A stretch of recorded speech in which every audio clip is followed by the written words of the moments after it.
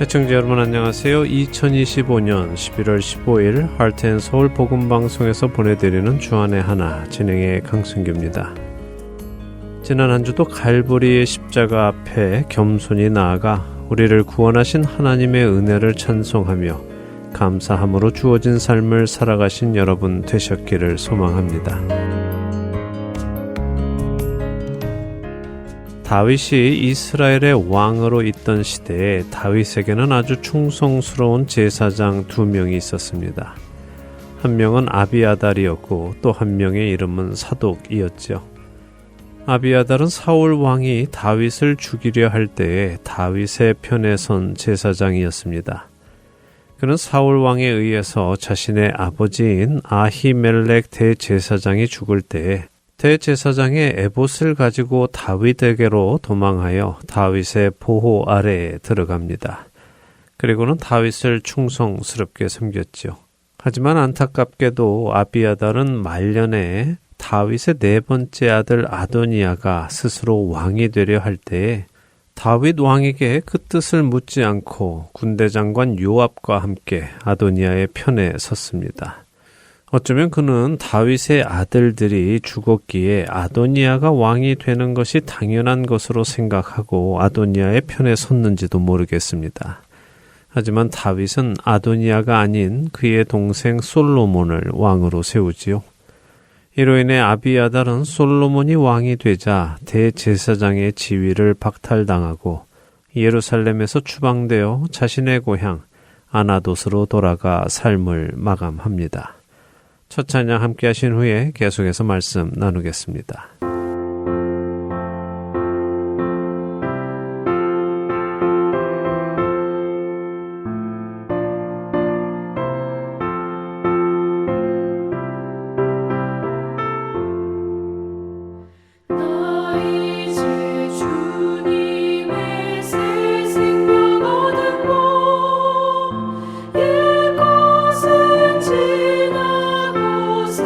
사람이로다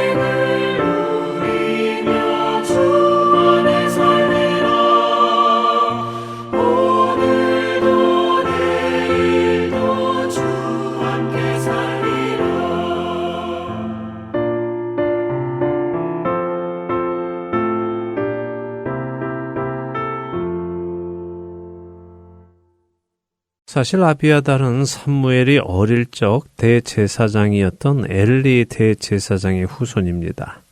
하나님께서는 엘리 대제사장이 대제사장의 역할을 제대로 감당하지 못하고 자신의 아들들이 온갖 악한 일을 벌려도 제대로 교육하지 않았기에 더 이상 제사장의 역할을 감당하지 못하게 될 것이라는 말씀을 받았습니다. 그리고 하나님의 그 말씀은 그렇게 엘리의 후손인 아비아달의 때에 이루어진 것이죠. 반면 사독이라는 제사장은 다윗 왕이 자신의 아들 압살롬의 난을 피해 예루살렘을 떠날 때에 언약궤를 가지고 나와 다윗과 함께 피신하려 했던 제사장이었습니다. 하지만 다윗은 그런 사독 제사장에게 예루살렘으로 돌아가도록 권했고 예루살렘에서 자신의 아들 압살롬의 동태를 살피며 알려달라는 부탁을 했죠. 이에 사독 제사장은 자신의 목숨이 위태로울 수 있는 상황에서도 다윗의 말대로 예루살렘으로 돌아가 압살롬의 측근이 되어 압살롬의 동태를 다윗에게 몰래 알려주는 역할을 감당했습니다. 그리고 훗날 이 사독은 아도니아가 아닌 솔로몬에게 기름을 부어 왕으로 세우는 역할을 감당했고요. 왕이 된 솔로몬은 말씀드린 대로 아비아달을 대제사장의 지위에서 내려오게 하고는 사독을 대제사장의 자리에 앉힙니다. 대제사장 사독은 아비아달과 비교되어 사람을 보는 사람이 아니라 하나님을 보고 하나님의 뜻을 따라 제사장 역할을 감당한 사람으로 평가됩니다. 그래서 아론의 아들 엘리야살과 비느하스의 계열을 잇는 정통성이 있는 대제사장이 바로 이 사독 가문을 통해 이어져 가게 되는 것입니다.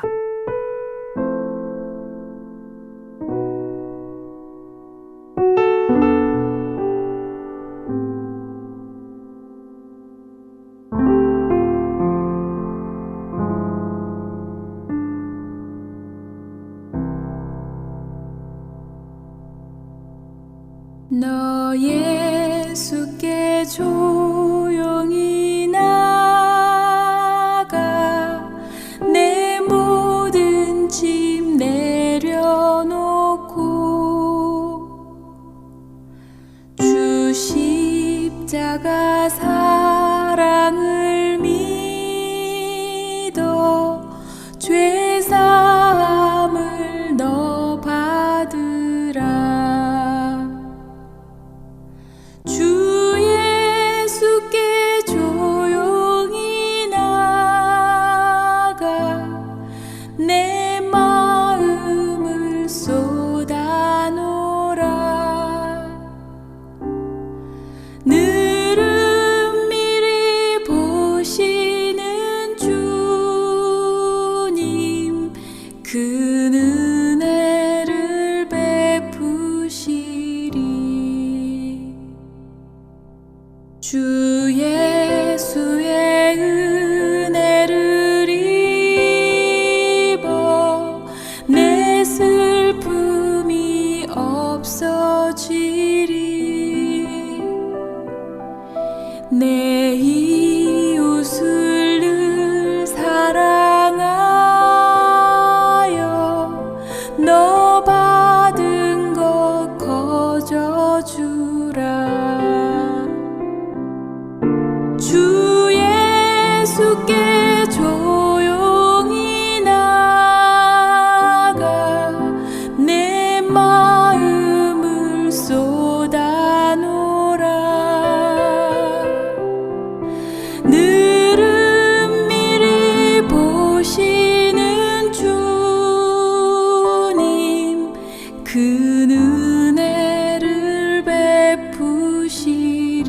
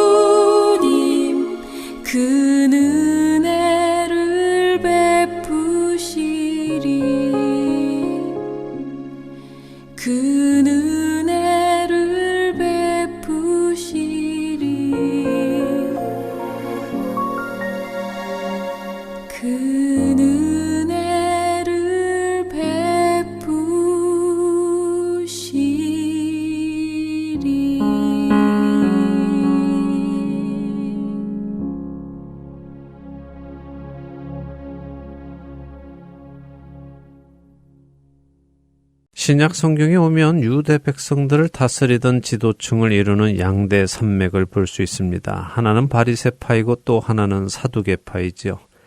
바리새파 사람들은 여러분도 잘 아시듯 모세의 율법을 중요히 여기며 율법을 잘 지키기 위해 또 다른 규례들을 만들어 지키던 자들입니다. 바로 장로들의 유전을 만든 자들입니다. 한편 사두개파는 대부분이 제사장들이었습니다. 왜냐하면 이들이 바로 다윗과 솔로몬 시대의 제사장이었던 사독의 후손들이었기 때문입니다. 하지만 그들이 실제로 사독 대제사장의 후손들이었는지 아니면 자신들이 그렇게 자처하는 것인지는 알 수 없습니다. 다만 하나님과 다윗 왕에게 끝까지 충성했던 사독의 이름을 사용하여 자신들이 그 사독의 후손이며 제사장의 정통성을 가지고 있다고 주장한 것만은 사실입니다. 그런데 참 아이러니한 것이 있습니다. 이 사두개파 사람들, 곧 자신들이 하나님과 다윗 왕에게 충성했던 사독 대제사장의 후손이라고 주장하던 그들이 사실은 하나님과 다윗의 후손인 예수님께는 충성하지 않았다는 것입니다. 더 나아가 그들은 참으로 특이한 신앙을 가지고 있었습니다. 유대인들이면서도 그들은 모세 오경, 곧 창세기, 출애굽기, 레위기, 민수기 그리고 신명기만을 하나님의 말씀으로 인정하고 다른 책들, 곧 예언서나 성문서 등은 하나님의 말씀으로 인정하지 않았습니다. 또한 천사나 영적인 존재들에 대해서도 믿지 않았고 특별히 죽음 후의 세상도 믿지 않았습니다. 죽음 후에 세상이 있다는 것을 믿지 않으니 그들은 당연히 부활도 믿지 않았습니다. 이런 이유로 이들은 늘 바리새인들과 부딪혔고 또한 예수님과도 부딪히게 되었죠. 그런데 참 이상합니다. 부활도 믿지 않고 사후세계도 믿지 않는 이 사두개인들. 그런데 이들은 왜 그렇게 성전 제사에는 열심이었을까요? 어차피 죽음 이후에는 아무것도 없다고 믿고 있는데 무엇을 위해 그렇게 열심히 제사를 지냈을까요?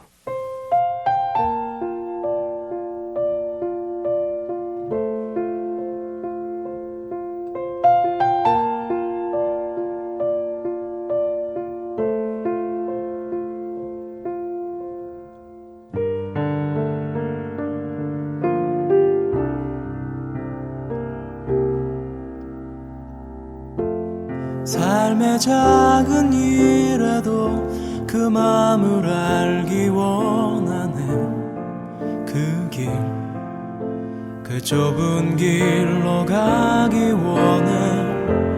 나의 작음을 알고 그분의 크심을 알며 소망, 그 깊은 길로 가기 원하네.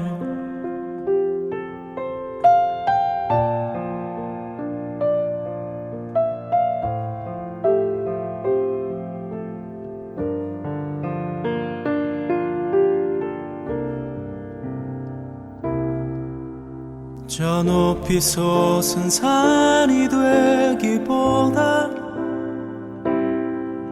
여기 오름직한 동산이 되길, 내가 아는 길만 비추기보다는 누군가의 길을 비춰준다면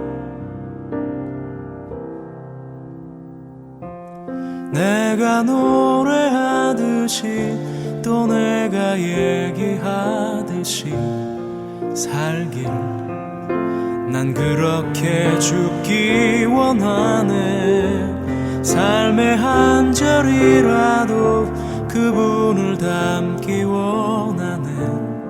사랑, 그 높은 길로 가기 원하네.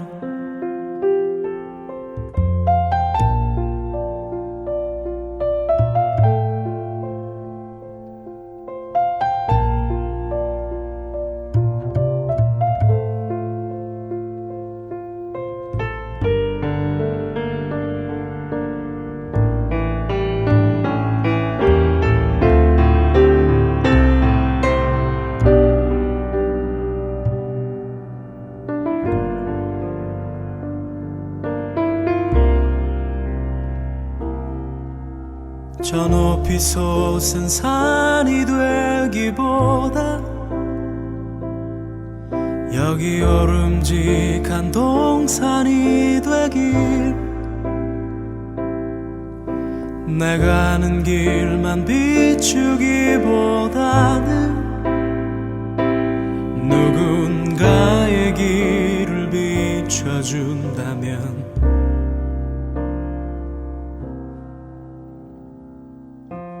내가 노래하듯이 또 내가 얘기하듯이 살길 난 그렇게 죽기 원하네. 삶의 한 절이라도 그분을 닮기 원하네. 사랑 그 좁은 길로 가기 원하네. 그 깊은 길로 가기 원하네. 그 높은 길로 가기 원하네.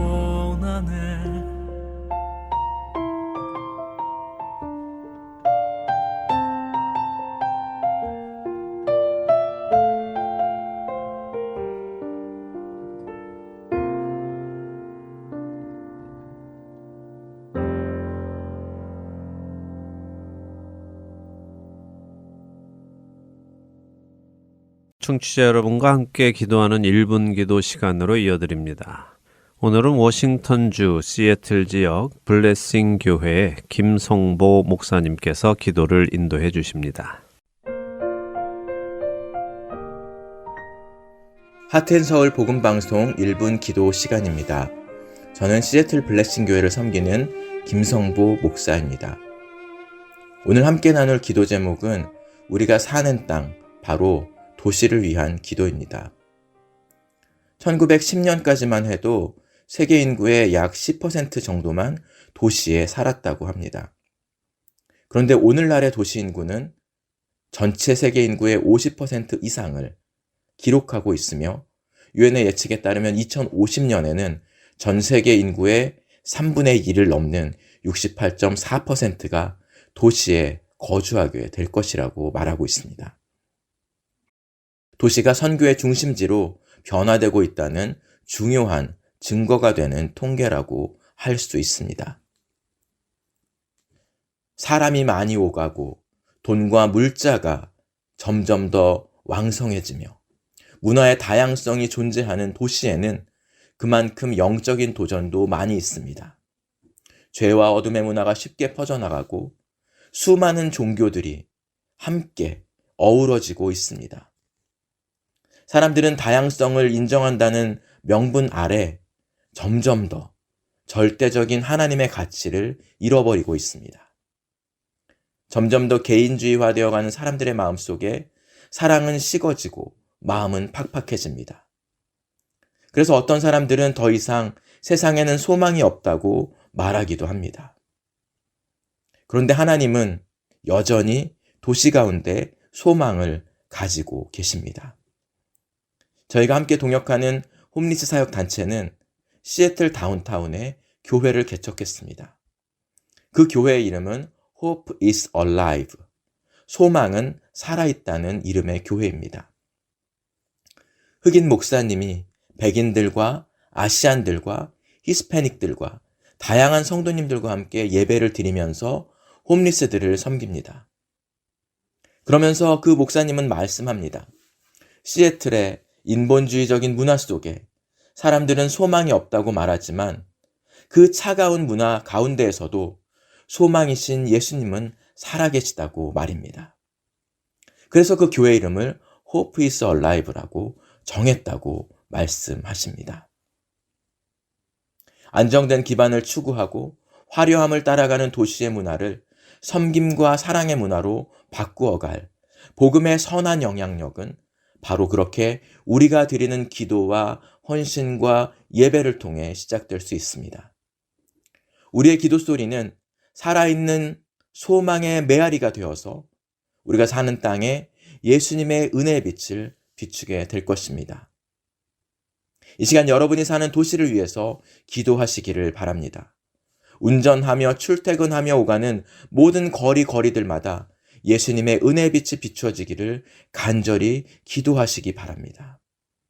주님, 이 땅에 예수님이 경험되게 해 주시옵소서. 소망의 빛이 비춰주게 하여 주시옵소서. 그렇게 한 마음으로 기도할 때 도시는 하나님이 역사하시는 은혜의 땅이 될 것입니다. 다 같이 기도하겠습니다.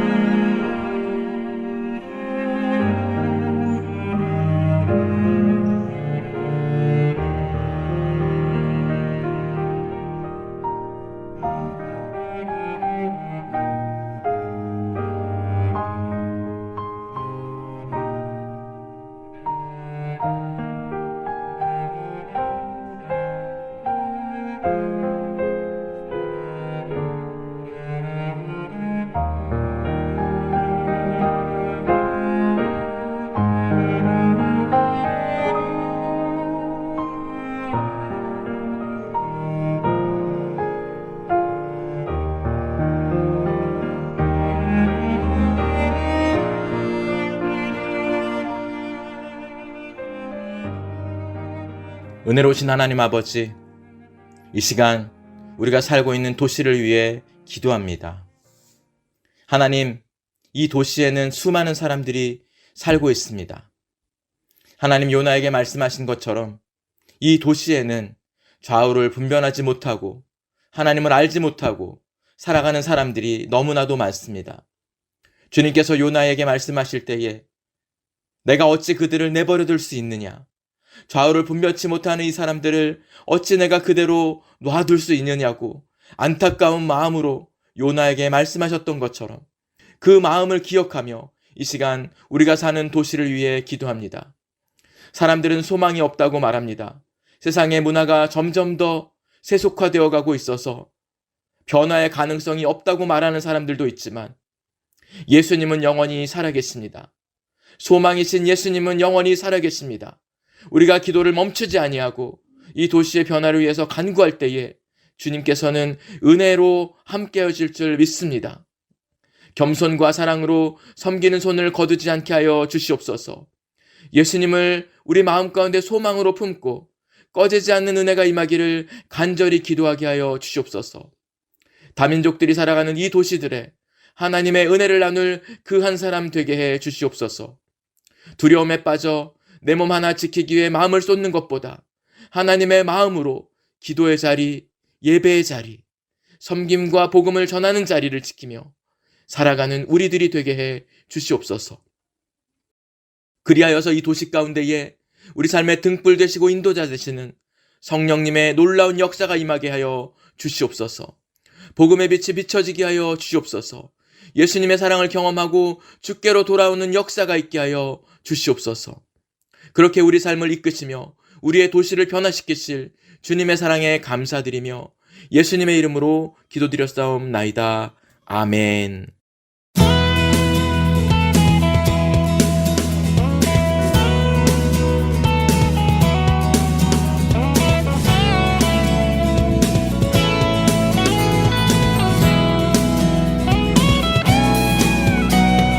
내 맘의 눈을 여소서 내 맘의 눈을 열어 주 보게 하소서.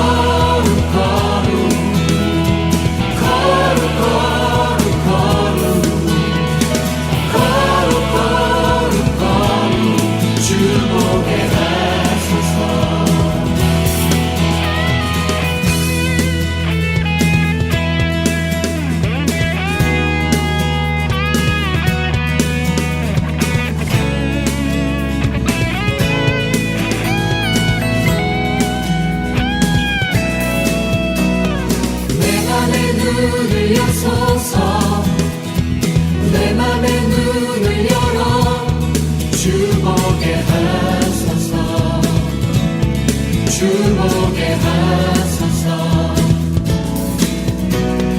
내 맘의 눈을 여소서 내 맘의 눈을 열어 주목해 하소서 주목해 하소서 주 이름 높이 들리고 영광의 빛 비춰주시며 권능 넘치길 보기 원하네 거룩 거룩 거룩 거룩 거룩 거룩 주목해 하소서 거룩 거룩 거룩 거룩 거룩 거룩 거룩 거룩 주목해 하소서 거룩 거룩 거룩 거룩 거룩 거룩 주목해 하소서 거룩 거룩 거룩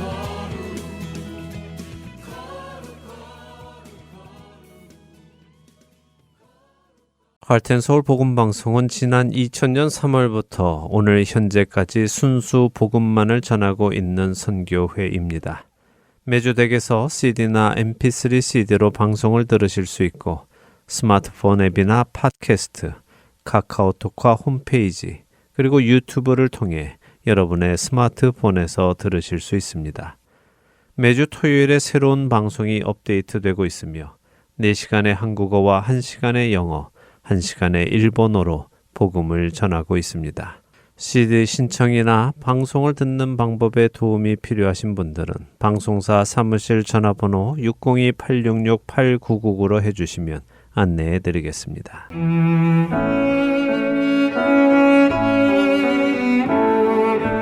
하나님의 어린 양으로 죽으시기 위해 이 땅에 오신 예수님의 탄생을 기억하는 시즌입니다. 세상은 향락과 쾌락으로 즐거워하는 이 기간.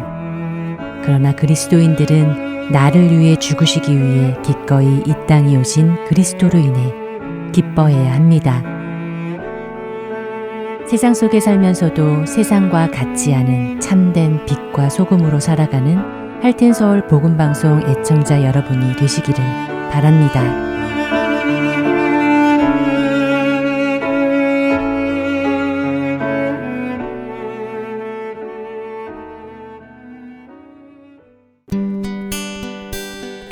기쁜 소식 사랑으로 땅끝까지 전하는 아랜소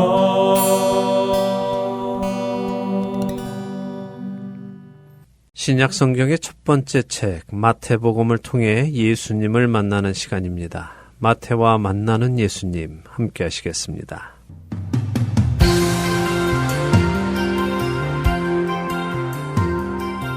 애청자 여러분 안녕하세요. 마태복음을 공부하는 시간입니다. 마태와 만나는 예수님 진행의 김명아입니다. 네, 여러분 안녕하세요. 강승규입니다. 마태복음 2장을 마쳤습니다. 네. 마태복음 2장의 내용은 예수님이 구약에서부터 예언되어진 바로 그분이시라는 것을 기록한 것이라 할 수 있었습니다. 네. 민수기, 다니엘, 호세아, 예레미야서 등이 예언했던 그분이라는 것을 마태는 유대인들에게 증거하고 있었음을 알 수 있었습니다. 네. 사실 이런 부분은 우리가 구약 성경을 잘 모르면 와닿지 않는 부분이겠다 하는 생각이 들었어요. 예, 아무래도 그렇죠. 우리는 우리가 알고 있는 것을 성경의 말씀으로 확인을 받을 때, 그렇구나 하며 큰 은혜로 다가옵니다. 근데 또 우리가 잘 모르는 것은 사실, 그런가 보구나 하면서 넘어갈 때가 많지요. 우리가 성경의 말씀을 알면 알수록 하나님의 말씀이 진리구나 하는 감동이 더욱 넘쳐나게 됩니다. 그래서 늘 말씀을 가까이 하시며 하나님 안에서 큰 기쁨을 누리는 우리가 되기를 바랍니다. 아멘. 저도 그 기쁨을 조금씩 누리는 것 같아 참 감사합니다. 네. 그리고 지난 시간에 예레미야 31장 15절의 말씀을 마태가 인용한 것을 설명하실 때 15절만 읽지 말고 17절까지 읽어야 한다고 하셨잖아요. 네. 그랬더니 그것이 단순히 슬픔이 있었다라는 말로 끝나는 것이 아니라 비록 지금 슬픔이 있지만 그 눈물을 멈출 날이 있을 것과 끌려간 자녀가 돌아오는 날이 올 것이다 하는 약속의 말씀이 있다는 것을 보게 되었습니다. 네. 그리고 예레미야 31장 31절에서 40절까지도 한번 읽고 묵상하라고 하셨는데 정말 놀라운 말씀이 기록되어 있더라고요. 아, 예, 묵상해 보셨군요. 그럼 한번 말씀해 보시죠. 어떤 내용이 있던가요? 하나님께서 구약이 아닌 새 언약을 세우시겠다는 약속의 말씀이 있더라고요. 네. 돌판에 언약을 새기는 것이 아니라 백성들의 마음에 하나님의 말씀을 새기게 하시고 모든 자들이 하나님을 알고 죄사함을 받게 될 것을 약속하시는 말씀이요. 네. 그러니까 예수님이 오셔서 하실 일을 기록하고 계시더라고요. 맞습니다. 잘 읽으셨네요. 예, 그래서 제가 말씀드리는 것입니다. 한두 구절만 읽지 말고 그 장 전체를 때로는 또 앞뒤로 함께 읽어 나갈 때 우리는 하나님의 놀라우신 은혜를 보게 될 때가 참 많습니다. 애청자 여러분들도 저희가 전해드리는 말씀을 듣는 것에서 그치지 마시고요. 직접 성경을 펴서 읽어가시면서 더 풍성한 은혜를 받으시기를 소망합니다. 자, 이제 오늘 마태복음 3장으로 넘어가겠습니다. 하나님께서 구약 성경에 약속하신 그 죄사함의 은혜와 새로운 생명이 시작되는 그 은혜가 어떻게 이루어지는지 그 시작을 우리가 보게 될 것입니다. 예수님의 공생의 시작이군요. 네. 기대가 됩니다. 네, 자, 먼저 마태복음 3장 1절에서 6절 읽고 오늘 이야기 시작하지요. 네, 마태복음 3장 1절부터 읽습니다. 여러분들도 성경을 펴시고 함께 읽으시기 바랍니다. 읽겠습니다. 그때 세례 요한이 이르러 유대 광야에서 전파하여 말하되 회개하라, 천국이 가까이 왔느니라 하였으니 그는 선지자 이사야를 통하여 말씀하신 자라. 일러스되 광야에 외치는 자의 소리가 있어 이르되 너희는 주의 길을 준비하라. 그가 오실 길을 곧게 하라 하였느니라. 이 요한은 낙타털 옷을 입고 허리에 가죽띠를 띠고 음식은 메뚜기와 석청이었더라. 이때 예루살렘과 온 유대와 요단강 사방에서 다 그에게 나아와 자기들의 죄를 자복하고 요단강에서 그에게 세례를 받더니. 자, 여기까지 보죠. 3장은 그때라며 시작을 합니다. 어떤 때일까요? 글쎄요. 앞장 2장은 아직 예수님이 어릴 적 이야기니까 그때를 말씀하시는 것 같지는 않은데요. 예, 맞습니다. 앞장과 연결된 때를 말씀하시는 것은 아니죠. 여기 그때에 이것은 하나님께서 준비하신 그때, 곧 예수님의 공생애가 시작되는 그때가 되었다 하는 의미입니다. 자, 그때가 되니까 예수님보다 먼저 한 사람이 등장하죠. 네, 세례 요한이네요. 네, 세례 요한의 등장입니다. 이 세례 요한의 등장 역시 예언의 성취이다 하는 것을 마태는 이야기하고 있습니다. 그것이 3절의 이사야서의 말씀의 성취고요. 그렇죠. 이사야 40장 3절은 외치는 자의 소리여 이르되 너희는 광야에서 여호와의 길을 예비하라, 사막에서 우리 하나님의 대로를 평탄하게 하라 하는 말씀이 있는데요. 그 말씀 그대로 세례 요한이 나타나서 유대 광야에서 말씀을 전파하기 시작하는 것입니다. 자, 성경에 기록된 세례 요한의 첫 마디가 무엇입니까? 회개하라 하는 말이네요. 그렇습니다. 회개하라 하는 말입니다. 자, 그런데 이 회개하라 하는 말은 무슨 말일까요? 물론 많은 분들이 회개의 의미가 무엇인지 잘 알고 계시지만요.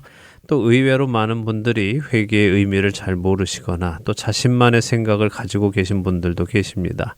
많은 분들이 자신의 잘못을 깨닫는 것을 회개라고 생각하시는데요. 또 잘못을 후회하는 것을 회개라고 생각하는 분도 계십니다. 그렇죠. 무슨 말씀을 하시려는지 알겠습니다. 회개는 가던 길이 잘못된 길이라는 것을 깨닫고 그 길에서 돌이켜 올바른 길로 가는 것을 의미하는데 단순히 잘못된 길이다라고 깨닫는 것만 가지고 회개라고 생각하는 사람들이 있다는 말씀을 하시려는 것이죠. 네, 맞습니다. 김명아 아나운서가 말씀하신 대로 성경이 말씀하시는 회개란 자신이 가던 길이 잘못된 길이었다는 것을 깨닫고 돌이켜 올바른 길로 옮겨서 가는 것을 의미합니다. 자, 그런데 많은 분들이요, 돌이키지는 않고 그냥 자신의 잘못을 인정하는 것을 두고 회개했다, 내 잘못을 그리고 내 죄를 인정했다 하는 것을 두고 회개했다라고 생각하는 분들이 계십니다. 그러나 내가 아무리 나의 잘못을 인정하고 눈물을 흘리고 통곡을 하고 후회를 하더라도요. 돌이키지 않고 그 길을 계속 간다면 그것은 회개가 아닙니다. 세례 요한은 광야에서 이스라엘 백성들에게 전합니다. 회개하라고요. 그리고 그 회개가 어떤 모습인지를 3절에 말씀하시죠. 어떤 모습입니까? 주의 길을 준비하고 오실 길을 곧게 하는 것이 회개의 모습이라는 말씀이신가요? 네, 그렇습니다. 길을 준비할 때를 한번 생각해 보죠. 우리가 길이 없는 곳에 길을 만들려면 어떻게 해야 할까요? 그러네요. 길을 만들기 위해서는 먼저 그 위에 있는 여러 것들을 치우는 작업을 해야 하겠네요. 그렇죠. 걸리적거리는 것들을 먼저 치워야 합니다. 돌을 치우고 또 땅을 고르게 해야 하죠.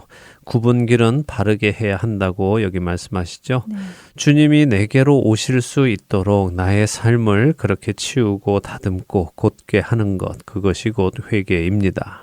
회개란 감정적인 것이 아니라 실제적으로 내 삶이 변화로 가야 하는 것이네요. 맞습니다. 회개는 그렇게 감정적인 것이 아닙니다. 나를 움직이게 만들죠. 나로 행동하게 만듭니다. 자, 세례 요한은 회개를 요구하면서 그 이유가 천국이 가까이 왔기 때문이다라고 하십니다. 마태는 하나님의 나라를 하나님의 나라라고 표현하지 않고 천국, 곧 하늘나라라고 표현을 하는데요. 그 이유를 아시죠? 네, 들어본 것 같습니다. 마태는 유대인을 향한 복음서이기에 하나님이라는 단어를 사용하지 않는다고 들었어요. 맞습니다. 유대인들은 하나님의 이름을 망령되이 부르지 않기 위해서 그 이름을 아예 입에 담지 않았죠. 그래서 하늘나라, 천국이라고 하나님이 계시는 나라라고 표현을 했습니다. 반면에 이방인들을 위한 복음서인 누가복음은 천국 혹은 하늘나라라는 표현을 쓰지 않습니다. 대신에 하나님의 나라라고 표현을 하지요. 그 이유는 이방인들은 또 자신들의 종교 안에 하늘나라가 이미 있기 때문이고요. 그 하늘나라에 자신들이 섬기는 신들이 있다고 믿었기 때문에 그런 사람들이 만들어낸 신의 나라가 아닌 참된 하나님의 나라를 구별하기 위해서 누가는 하나님의 나라라고 표현하는 것입니다. 결국은 같은 표현이죠. 자, 세례 요한이 천국이 가까이 왔으니 회개하라고 합니다. 이 말은 무슨 의미일까요? 천국이 가까이 왔는데 회개하라고 하시는 것을 보면 하나님의 심판이 가까이 왔다는 말씀처럼 들리는데요. 네, 그 말씀입니다. 하나님은 천지를 창조하신 후에 첫 번째 세상을 물로 심판하셨죠. 왜 그러셨습니까? 창세기 6장에 의하면 세상에 포악함이 가득하고 사람들이 어려서부터 생각하는 것이 악해서 그랬다고 하셨던 것으로 기억합니다. 맞습니다. 하나님께서는 세상에 악이 가득했기에 그 세상을 심판하시기로 하셨습니다. 자, 그런데 그냥 심판만 하시는 것이 아니라 심판 안에서도 구원의 길을 열어주셨죠. 네, 노아라는 의인을 부르시고 그에게 방주를 만들라고 하셨어요. 그렇습니다. 결국 노아가 방주를 만들기 시작했다는 말은요, 하나님의 심판이 가까이 왔다는 말씀이었습니다. 그리고 그 노아가 방주를 다 만들고 그 방주 안에 하나님이 보내신 모든 생명체가 들어가지요. 그리고 7일 후에 홍수가 와서 세상을 심판하신 것을 우리는 압니다. 이제 노아의 홍수 이후에 두 번째 세상에서 우리는 살고 있습니다. 그리고 이 세상도 죄악이 가득하게 될 때에 하나님은 심판하실 것입니다. 그리고 하나님께서는 이 두 번째 세상에서도 상징적인 방주를 만드시고 그 방주 안에 하나님의 택하신 모든 생명체가 들어간 후에 심판을 시작하실 것이고요. 그 방주가 바로 예수 그리스도이시고요. 그렇죠. 그렇기에 예수님이 오셨다 하는 이 말씀은 또 다른 말로는 하나님께서 이 두 번째 세상을 심판하기로 결정하셨다 하는 말씀인 것입니다. 히브리서 1장 1절과 2절을 읽어보면요. 하나님이 옛적에는 선지자들을 통해 말씀하셨는데 이 모든 날 마지막에는 아들을 통해 우리에게 말씀하셨다라고 하시죠. 다시 말해 예수님이 오신 것은 세상의 마지막이 시작되었다는 말씀입니다. 네, 성경은 분명히 그렇게 말씀하시는데 우리에게는 그 시간이 2000년이 넘는 시간이어서 마치 말세가 아닌 것처럼 느껴지기도 해요. 예, 그래서 많은 사람들의 믿음이 희미해지기도 하고요. 또 아예 믿음에서 떠나가기도 하는 것입니다. 그러나 그래서는 안 된다고 베드로후서 3장 9절은 말씀하시죠. 주의 약속은 어떤 이들이 더디다고 생각하는 것 같이 더딘 것이 아니라 하나님이 오래 참으시며 아무도 멸망하지 않고 다 회개하기에 이르기를 원하시기 때문에 시간이 오래 걸린다고 하십니다. 오래 기다리시는 것이 오히려 하나님의 은혜인데 그 은혜를 잊어서는 안 되겠어요. 그럼요. 자, 그래서 하나님께서 때가 되었을 때 곧 세상을 심판하시기 위해 그 심판에서 구원받을 자들을 먼저 찾기 시작하실 때에 바로 이 세례 요한을 보내셔서 사람들의 마음을 향해 선언하게 하시는 것입니다. 이제 곧 하나님 만날 준비를 해라. 그것이 곧 회개다라고 하고 있는 것이죠. 마태는 이렇게 이 세례 요한이 이사야 선지자가 예언한 광야의 소리임을 증거합니다. 그리고는 이어지는 4절에는 그의 외모를 기록하지요. 특이하네요. 세례 요한의 외모와 그가 어떤 음식을 먹었다는 것을 기록했다는 것이요. 예, 맞습니다. 특이한 것입니다. 왜냐하면 사실 예수님조차도 어떤 옷을 입고 다니셨다 하는 기록은 없기 때문입니다. 물론 중간중간 어떤 의미가 담겨 있을 때는 그 옷의 특징을 기록하기는 합니다. 예수님이 입으셨던 속옷 같은 것 말입니다. 그런데 예수님이 어떤 옷을 입고 다니셨다 하는 것을 기록하지는 않습니다. 그렇게 여기 세례 요한의 옷, 곧 낙타 털 옷을 입고 허리에 가죽띠를 띠고 했다 하는 것을 기록한 데에는 목적이 있을 것입니다. 네, 그럴 것 같아요. 이것이 구약의 엘리야 선지자와 관련이 있는 것인가요? 네, 맞습니다. 사실 세례 요한을 기록한 누가복음은요, 세례 요한이 어떤 옷을 입었는지 무엇을 먹었는지에 대한 기록은 없습니다. 근데 마태는 그것을 기록했지요. 그것은 마태는 유대인들에게 이 세례 요한과 구약의 엘리야와의 연관성을 말하려고 하기 때문입니다. 구약의 열왕기하 1장 8절을 한번 읽어주시죠. 네, 구약의 열왕기하 1장 8절입니다. 그들이 그에게 대답하되 그는 털이 많은 사람인데 허리에 가죽띠를 띄었더이다 하니 왕이 이르되 그는 디셉 사람 엘리야로다. 네. 그렇네요. 엘리야의 외모에 대한 말씀이 있네요. 네, 엘리야가 털이 많은 사람이다라고 기록되어 있는데요. 대부분의 학자들은 이것을 털옷을 입은 것으로 해석을 합니다. 저도 그럴 것이라고 생각하는데요. 자, 이렇게 보면 허리에 가죽띠를 띄었다 하는 것과 함께 지금 마태가 설명한 세례 요한의 외모와 동일하지요. 네. 자, 이것이 왜 중요한가 하면요. 구약 성경의 마지막 선지서인 말라기 4장에 보면 중요한 예언의 말씀이 기록되어 있기 때문이죠. 한번 읽어볼까요? 말라기서 4장 5절과 6절입니다. 네, 구약 성경의 마지막 책 말라기서, 그 말라기서의 마지막 장 마지막 2절이네요. 읽어보겠습니다. 보라, 여호와의 크고 두려운 날이 이르기 전에 내가 선지자 엘리야를 너희에게 보내리니 그가 아버지의 마음을 자녀에게로 돌이키게 하고 자녀들의 마음을 그들의 아버지에게로 돌이키게 하리라. 돌이키지 아니하면 두렵건대 내가 와서 저주로 그 땅을 칠까 하노라 하시니라. 엘리야 선지자에 대한 예언이 있네요. 네.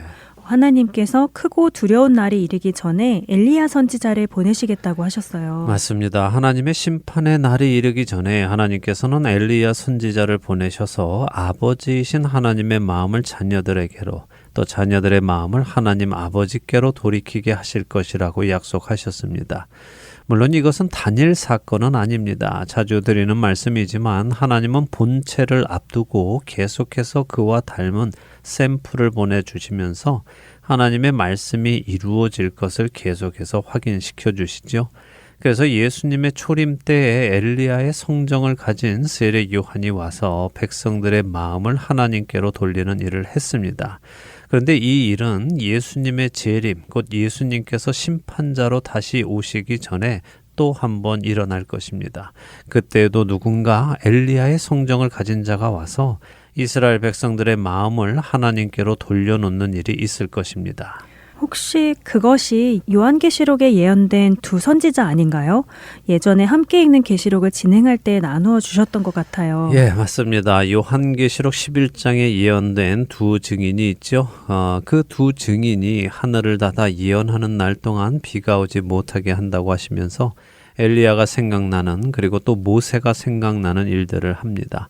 사실 제가 지금 엘리야와 세례 요한의 연관성을 이야기하려고 말라기 4장 5절과 6절만 읽었지만요. 바로 앞절인 4절에는 모세가 또 언급이 되죠. 그래서 마지막 날에는 모세와 엘리야 이 둘의 성정을 가진 증인들이 나타나서 이스라엘 백성들의 마음을 하나님께로 돌려놓는 일이 있을 것입니다. 이 이야기는 이 정도만 하지요. 중요한 것은 지금 나타난 세례 요한이 바로 그 말라기에 예언된 엘리야다 하는 것입니다. 그러나 우리가 오해하지 말아야 할 것이 있죠. 네, 그렇죠. 세례 요한이 엘리야 그 자체는 아니라는 것이죠. 맞습니다. 엘리야가 세례 요한으로 환생을 했다거나 몸은 세례 요한인데 영혼은 엘리야다 이런 말은 아닙니다. 오해하시면 안 됩니다. 요한복음에 보면 사람들이 세례 요한에게 와서 내가 엘리야냐 하고 묻지요. 세례 요한은 아니라고 답했죠. 네, 아니라고 답했습니다. 세례 요한은 엘리야가 아니니까요. 하지만 예수님은 세례 요한이 엘리야였다라고 또 말씀하십니다. 앞으로 우리가 마태복음을 보아가다 보면 그 장면을 볼 텐데요. 먼저 잠깐 읽어볼까요? 마태복음 11장 12절에서 14절 먼저 읽어주세요. 네, 마태복음 11장 12절에서 14절입니다. 세례 요한의 때부터 지금까지 천국은 침노를 당하나니 침노하는 자는 빼앗느니라. 모든 선지자와 율법이 예언한 것은 요한까지니 만일 너희가 즐겨 받을진대 오리라 한 엘리야가 곧 이 사람이니라. 네. 그렇네요. 예수님께서 세례 요한이 엘리야라고 한 그 사람이다라고 하시네요. 예, 이번에는 마태복음 17장입니다. 12절과 13절 읽어드리겠습니다. 내가 너희에게 말하노니 엘리야가 이미 왔으되 사람들이 알지 못하고 임의로 대우하였도다. 인자도 이와 같이 그들에게 고난을 받으리라 하시니 그제서야 제자들이 예수께서 말씀하신 것이 세례 요한인 줄을 깨달으니라. 역시 세례 요한이 엘리야였다라고 예수님이 말씀하시네요. 네, 그러니까 정리를 하면 엘리야가 다시 돌아오는 것이 아니라 엘리야가 했던 일들, 곧 온 나라가 하나님을 떠나 우상 숭배에 빠져 있던 그때에 당당하게 나타나서 하나님이 참되신 신이다 하는 것을 선포하는 사람이 올 것이라는 말씀이죠. 자, 엘리야 선지자의 이름을 한번 생각해 보지요. 엘리야 어떤 의미일까요? 엘이라는 히브리어와 야라는 히브리어가 들어간 것을 보면 하나님과 관계된 말씀 같은데 잘 모르겠어요. 네, 그래도 많이 아시네요. 맞습니다. 엘은 신이라는 히브리어이고요. 야는 하나님의 칭호, 곧 스스로 계시는 여호와 하나님이라는 의미죠. 그러니까 엘리야는 말 그대로 여호와께서 신이시다라는 의미입니다. 아, 그렇군요. 여호와 하나님이 참되신 신이시다. 그런 의미군요. 네. 정말 그가 한 일과 딱 맞는 이름이네요. 그리고 마지막 때에도 꼭 필요한 이름이고요. 그렇습니다. 그렇게 세상을 향해 여호와 하나님만이 유일하신 신이십니다라고 선언하는 사람, 그 사람이 바로 엘리야의 성정을 가진 사람입니다. 이 세례 요한이 와서 회개하라고 유대인들을 향해 선언을 했고요. 말라기의 예언처럼 예루살렘과 온 유대와 요단강 사방에서 사람들이 나와서 자신들의 죄를 자복하고 요단강에서 세례 요한으로부터 세례를 받습니다. 자녀들의 마음을 아버지에게로, 아버지의 마음을 자녀들에게로 돌리는 일이 예언 그대로 일어나는군요. 네, 이렇게 예수님이 오실 길을 준비하는 세례 요한이 먼저 나타났습니다. 그리고 사람들에게 회개를 촉구하고 세례를 받으라고 하지요. 세례에 대해서는요, 후에 예수님께서 세례를 받으시는 장면에서 더 자세히 나누도록 하겠습니다. 오늘 기억하실 것은 회개란 무엇인가 하는 것입니다. 네, 회개란 잘못된 길을 가는 것을 깨닫는 것에 멈추는 것이 아니라 잘못된 길로 가고 있는 것을 깨달았기에 돌이켜 나와 바른 길로 가는 것까지 의미하는 것을 기억하며 우리도 참된 회개의 길을 가기를 원합니다. 아멘. 길이고 진리고 생명 되시는 예수님 위로 걸어가는 우리가 되기를 바랍니다. 네, 마태와 만나는 예수님 오늘 시간 여기서 마치고요. 저희는 다음 주에 다시 찾아뵙겠습니다. 안녕히 계세요. 안녕히 계십시오.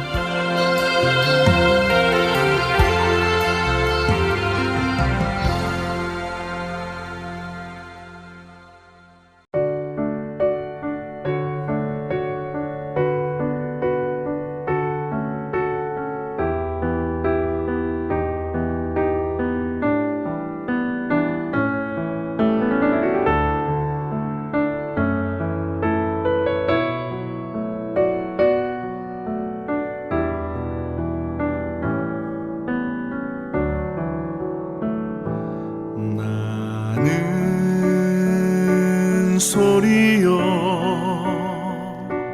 빈들에서 외치는 소리요 그의 길을 예비하라고 외치는 소리요 나는 소리요 빈들에서 외치는 소리요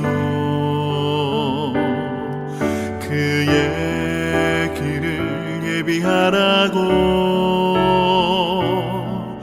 외치는 소리요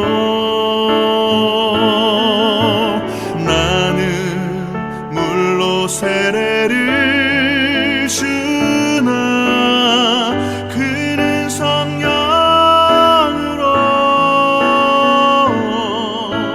나는 물로 세례를 주나 그는 불로 주리 그는 곧 하나님의 아들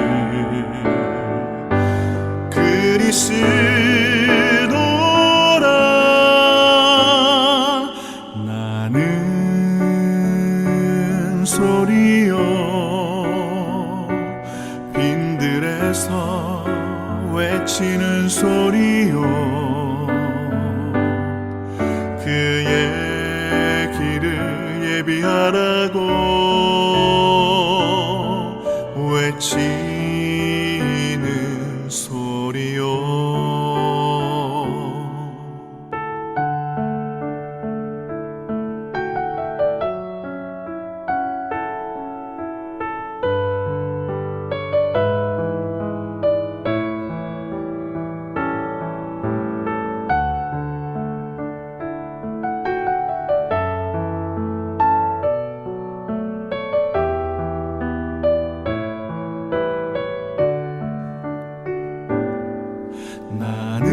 나는 소리요 빈들에서 외치는 소리요 그의 길을 예비하라고 외치는 소리요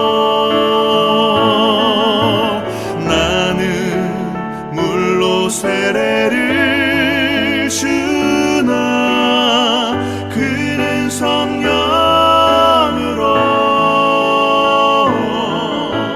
나는 물로 세례를 주나 그는 불로 주리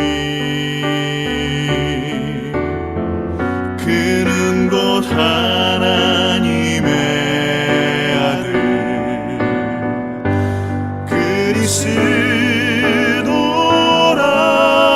그리스도라 나는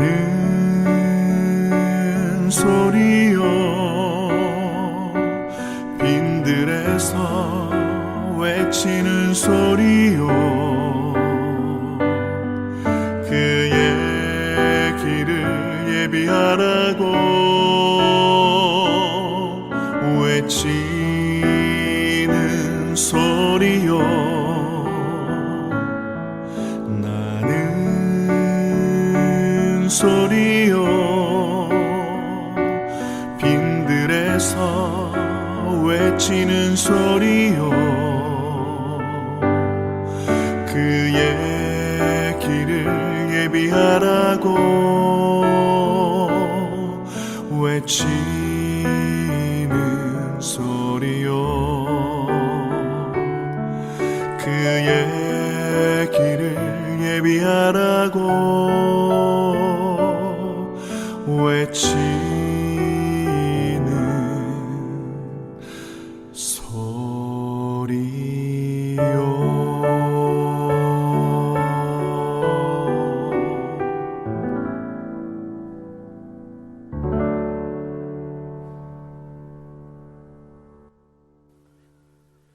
죽음 이후에 아무것도 없다고 믿었던 사두개인들. 그럼에도 불구하고 그들은 열심히 성전에서 하나님의 말씀을 따라 제사를 지냈고 또한 백성들에게도 제사를 지내도록 강요했습니다. 참으로 이상한 일입니다. 성전에서 제사를 지내는 이유는 하나님으로부터 죄를 용서받기 위함이고 용서받은 죄인이 하나님 앞에 갈 수 있게 하기 위함입니다. 다시 말해 제사의 목적은 하나님과의 관계 회복에 있는 것이죠. 하지만 사두개인들은 하나님과의 관계 회복에는 관심이 없었습니다. 대신 그들이 관심을 가지고 있던 것이 있습니다. 그것은 바로 하나님께서 약속하신 복입니다. 그 복을 받기 위해 그들은 그렇게 열심히 제사를 지냈습니다. 그렇다면 그들이 받으려 했던 그 복은 어떤 복일까요? 내가 내 하나님 여호와의 말씀을 삼가 듣고 내가 오늘 내게 명령하는 그의 모든 명령을 지켜 행하면 내 하나님 여호와께서 너를 세계 모든 민족 위에 뛰어나게 하실 것이라. 내가 내 하나님 여호와의 말씀을 청종하면 이 모든 복이 내게 임하며 내게 이르리니 성읍에서도 복을 받고 들에서도 복을 받을 것이며 내 몸의 자녀와 내 토지의 소산과 내 짐승의 새끼와 소와 양의 새끼가 복을 받을 것이며 내 광주리와 떡반죽 그릇이 복을 받을 것이며 내가 들어와도 복을 받고 나가도 복을 받을 것이니라. 여호와께서 너를 대적하기 위해 일어난 적군들을 내 앞에서 패하게 하시리라. 그들이 한 길로 너를 치러 들어왔으나 내 앞에서 7길로 도망하리라. 여호와께서 명령하사 내 창고와 내 손으로 하는 모든 일에 복을 내리시고 내 하나님 여호와께서 내게 주시는 땅에서 내게 복을 주실 것이며 여호와께서 내게 맹세하신 대로 너를 세워 자기의 성민이 되게 하시리니 이는 내가 내 하나님 여호와의 명령을 지켜 그 길로 행할 것임이니라. 신명기 28장 1절에서 9절의 말씀입니다. 그리고 이 축복의 말씀은 14절까지 계속해서 이어지지요. 사두개인들이 받으려 했던 복은 바로 이 복이었습니다. 그들의 관심은 이 땅에서 살아가는 동안 잘 먹고 잘 살고 형통한 것이었죠. 이들은 분명 하나님을 믿었습니다. 하지만 잘못 믿었습니다. 하나님을 믿지 않은 것이 아니라 하나님을 잘못 믿은 것입니다. 이처럼 하나님을 통해 복을 얻으려는 모습을 기복신앙이라고 합니다. 빌기자의 복복자를 써서 복을 비는 신앙을 의미하지요. 물론 하나님은 만복의 근원이십니다. 또한 하나님을 가까이 하는 것이 복입니다. 그러나 성경이 말씀하시는 그 복은 이런 세속적인 복이 아닙니다. 하나님 그분이 바로 생명이시고 그분이 우리의 기쁨이시고 우리의 평강이십니다. 그런데 사두개인들은 그 하나님을 원하는 것이 아니라 그 하나님을 통해 받을 수 있는 부수적인 것들에 관심이 있었습니다. 선물을 주시는 분에게 관심이 있는 것이 아니라 선물에만 관심이 있었던 것입니다. 하나님과 다윗 왕에게 충성했던 사독 대제사장의 이름을 빌렸지만 그들은 사독 대제사장과 같이 하나님과 다윗 왕의 후손인 예수 그리스도에게 충성하지는 않았습니다. 사랑하는 할텐 서울 복음방송 애청자 여러분, 여러분은 여러분의 이름, 곧 그리스도인이라는 이름에 걸맞은 삶을 살아가고 계십니까? 혹시 사두개인들처럼 사독이라는 이름은 가져다 썼지만 사독과는 전혀 다른 것에 관심을 가지고 살아가고 계시지는 않는지요? 참으로 많은 우리들이 하나님과의 참된 관계에 들어가는 것에 집중하기보다 하나님으로 인하여 얻을 수 있는 것들에 관심을 두는 경우가 많습니다. 물론 우리의 신앙의 시작이 제대로 알지 못했기에 누군가 제대로 가르쳐주지 않았기에 잘못된 동기로 시작할 수는 있습니다. 제가 그랬고 제가 아는 많은 분들이 그렇게 잘못된 동기로 시작했습니다. 그러나 성경의 말씀을 배워가면서 우리는 우리의 잘못된 생각들을 고침받게 됩니다. 나의 욕심, 나의 원함, 나의 만족을 채우기 위해 예수님을 믿는 것이 아니라 죄인인 나를 사랑하시기에 하나님께 불순종하던 나를 살리시기 위해 그 아들을 내어주신 하나님의 그 사랑에 감사하여 자신을 내려놓고 주께서 기뻐하시는 일을 하며 살아가는 자로 변화되어져야 하는 것입니다. 내가 그리스도와 함께 십자가에 못 박혔나니 그런즉 이제는 내가 사는 것이 아니요 오직 내 안에 그리스도께서 사시는 것이라. 이제 내가 육체 가운데 사는 것은 나를 사랑하사 나를 위하여 자기 자신을 버리신 하나님의 아들을 믿는 믿음 안에서 사는 것이라. 갈라디아서 2장 20절의 말씀입니다. 오늘 우리 각자의 믿음을 돌아보기 원합니다. 내가 주님을 믿는 이유는 무엇인지, 혹시 나의 믿음이 사두개인들과 같은 믿음은 아닌지, 하나님을 믿기는 하지만 잘못 믿고 있는 것은 아닌지 점검해 보시는 저와 애청자 여러분이 되시기를 소망하며 오늘 주안의 하나 여기에서 마치도록 하겠습니다. 함께해 주신 여러분들께 감사드리고요. 저는 다음 주 이 시간 다시 찾아뵙겠습니다. 지금까지 구성과 진행의 강순기였습니다. 애청자 여러분 안녕히 계십시오. 내 백성이 나를 떠나 돌아섰지만 내 사랑이 내 백성을 포기 못하니 내 모든 것 내어주고 나 그들을 얻으리라. 여호와께 돌아가자. 우린 돌아서도 그는 변치 않네. 여호와께 돌아가자.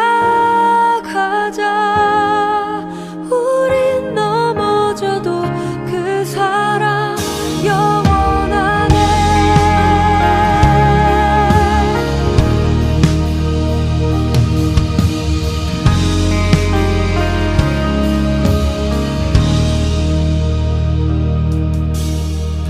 내 백성이